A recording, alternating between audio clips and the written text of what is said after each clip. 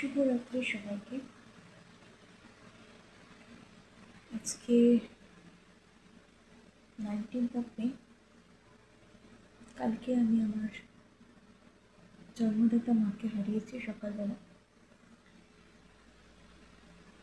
অধিকাংশ মানুষ এই সময় কথা বলার মতো অবস্থায় থাকে না, কিন্তু যেহেতু আমি জীবনে এত খাট প্রতিযোগিতার মধ্যে দিয়ে বড় হয়েছি, আর সেখানে আমাকে এত বেশি স্ট্রাগল করতে হয়েছে আমার যে কোনো কিছু অ্যাচিভ করার জন্য, সেটা আমার পিএইচডি, আমার এমএসসির কোয়ালিফিকেশন বা এমএসসিতে চান্স পাওয়া, ক্যালকাটা ইউনিভার্সিটিতে আমার পিএইচডি, আমার পোস্টডক, এই সমস্ত কিছুর জন্য আমাকে এত এত এত বেশি যুদ্ধ করতে হয়েছে আমার নিজেরটুকু দখলের জন্য, বা আমার আমার যে অ্যাচিভমেন্ট, যেটা আমার প্রাপ্য, সেটা নেবার জন্য।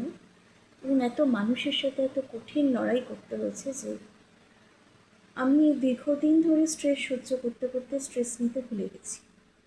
এখন আমি সব কিছুতে খুব শান্ত থাকতে শিখে গেছি। এবছর পশ্চিমবঙ্গে পালাবদল হওয়ার পর আমার অভিব্যক্তিটা খুব অদ্ভুত।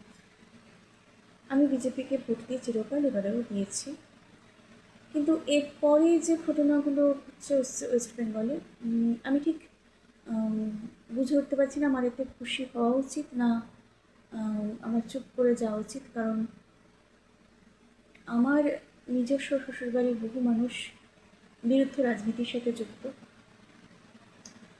তাই তারা যদি কখনো কোনো বিপদে পড়ে তাহলে আমি ঠিক কী করব। আমার নিজের বাড়ির লোকেরা, আমার বাবার পরবর্তী যারা আমার অভিভাবক ছিল, আমার দিদি জামাইবাবু, তাদেরও অনেকে বিরুদ্ধ রাজনীতির সাথে যুক্ত ছিল। তবে মনে হয় এবার তারা প্রত্যেকেই বিজেপিকেই ভোট দিয়েছে, তাদের আচরণ তাই মনে হয়েছে। আর যারা দেয়নি তারাও এখন বলবে যে তারা বিজেপিকেই ভোট দিয়েছে, কারণ সুবিধাবাদী দল, মানে সুবিধাভোগী মানুষরা এটাই করে থাকে। দলবদলের পর তারা সবাই মিলে নিজেরা নিজেদের অবস্থান সম্পূর্ণ চেঞ্জ করে নিজেদেরকে একটা বিশাল সুবিধাযোগ্য অবস্থায় নিয়ে যায়, এবং যারা প্রকৃত অর্থে সেই জায়গাটায় দীর্ঘদিন থেকেছে, অর্থাৎ একটা দীর্ঘ স্ট্রাগল বা দীর্ঘ বঞ্চনার শিকার যারা ছিল, যাদের উপর প্রচণ্ড আঘাত করা হয়েছে, তাদেরকে ব্যাকফুটে ঠেলে দেয়। এটা হচ্ছে প্রকৃতির নিয়ম। তো এগুলো আমি জানি, আমি তাতে এতটুকুও ভীত নই বা চিন্তিত নই, কারণ আমি জানি আমি কে বা আমি কী। আর যেহেতু আমি দীর্ঘদিন লেখালেখি করেছি যে আমার পরিচয় সমস্ত জায়গায় সম্পূর্ণভাবে নস্যাৎ করে দেওয়া হয়েছে, তাই সেখানে আমাকে যে আমার নিজের বাবার দলের লোকেরাও খুব ভালোভাবে অ্যাকসেপ্ট করবে সেটা সত্যি নয়, সেটা আমি জানি। না করলেও আমার কিছু যায় আসে না, তার কারণ আমি তো আমিই ছিলাম। আজকে হঠাৎ আমাদের মাননীয় মুখ্যমন্ত্রী এবং আমাদের রাজ্য সভাপতি ছিলেন সেখানে, একটি স্কুলের বা কোনো একটি সেমিনার বা কনফারেন্স বোধহয় চলছিল, আমি পুরোটা দেখিনি, পুরো রিলটা। তবে কতগুলি স্কুলের মেয়ে খুব সুন্দর বন্দে করছিল দেশ স্বাদের ওপর। অনেকদিন গানের লাইভ করি না, লাইভটা আসছে না কোনো কারণে, তাই আমি ভিডিও করছি, বাধ্য হলাম ভিডিওটা করতে বন্দে মাতরমের। তো এখন থেকে ঠিক করেছে ভিডিওগুলো করে আমি ফেসবুকে শেয়ার করব, যেহেতু লাইভ কারেন্ট আসছে না বা লাইভ পোস্টিংটা হচ্ছে না। আর ভিডিওটা আমি সঙ্গে সঙ্গে ইউটিউবে লোড করব, একটু চেষ্টা করছি করার। রে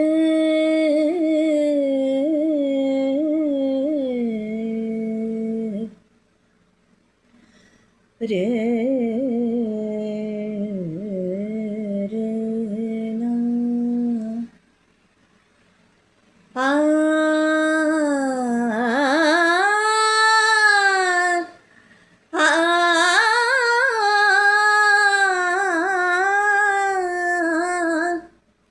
রে রে আ আ